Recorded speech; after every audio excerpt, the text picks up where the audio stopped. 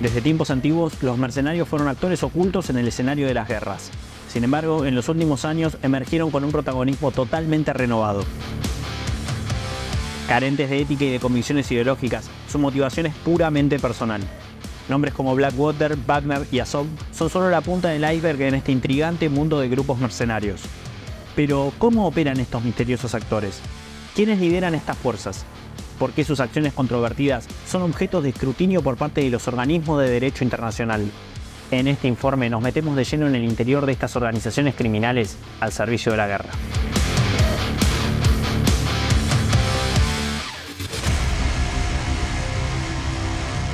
Dentro de estos grupos, la habilidad táctica y el entrenamiento militar son fundamentales. Muchos de sus miembros provienen de servicios secretos y fuerzas especiales, atraídos por el atractivo de la aventura y la ganancia personal. El financiamiento de estas organizaciones es diverso, y van desde contratos con los departamentos de defensa nacionales hasta fondos desconocidos vinculados a líderes mundiales. En los últimos meses, la trágica muerte de Yevgeny Prigozhin arrojó luz sobre las conexiones entre estos grupos y la alta política. Prigozhin, líder del grupo Wagner, era conocido no solo como un líder militar, sino también como el chef de Putin, encargado de los banquetes para mandatarios extranjeros que visitaban Moscú. Sin embargo, su caída en desgracia se debió a su desafío al Kremlin y a su intento de subvertir el gobierno. Los líderes de estos movimientos tienen orígenes tan variados como curiosos. Un ejemplo notable es el de Eric Dean Prince, fundador de Blackwater, quien proviene de una familia adinerada y que tuvo una breve pasantía en la Casa Blanca antes de unirse a la Armada de los Estados Unidos y luego a los SEAL.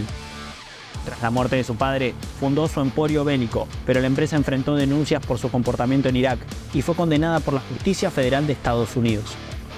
Uno de los casos más intrigantes es el de Andriy Viletsky, un historiador ucraniano que fundó el batallón Azov. Aunque el grupo se identificó con el nacionalismo ucraniano, la conexión de algunos miembros con la extrema derecha generó acusaciones de extremismos. Incluso, documentos desclasificados del gobierno alemán señalaron vínculos de miembros del batallón Azov con organizaciones neonazis en el pasado. El accionar de estos grupos mercenarios fue objeto de numerosas denuncias, incluyendo violaciones a las normas que buscan limitar los efectos de los conflictos armados. Pero, entonces, ¿por qué son elegidos para participar en las guerras? La respuesta es simple. Su contratación permite a los estados operar fuera del derecho internacional, evitando acusaciones directas de crímenes de guerra. Por ejemplo, Volodymyr Zelensky denunció ante la ONU y organismos internacionales decenas de miles de crímenes cometidos por estos grupos en suelo ucraniano.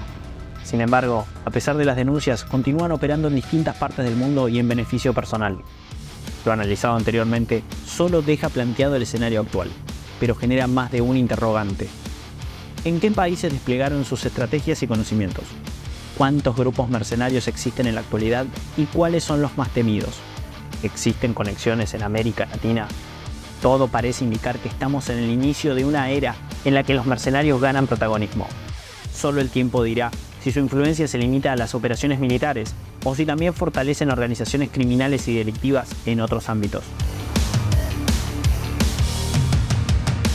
Si este video te resultó interesante, no dudes en compartirlo y dejarnos tus comentarios. Mi nombre es Fernando Villarroel y nos vemos en el próximo informe.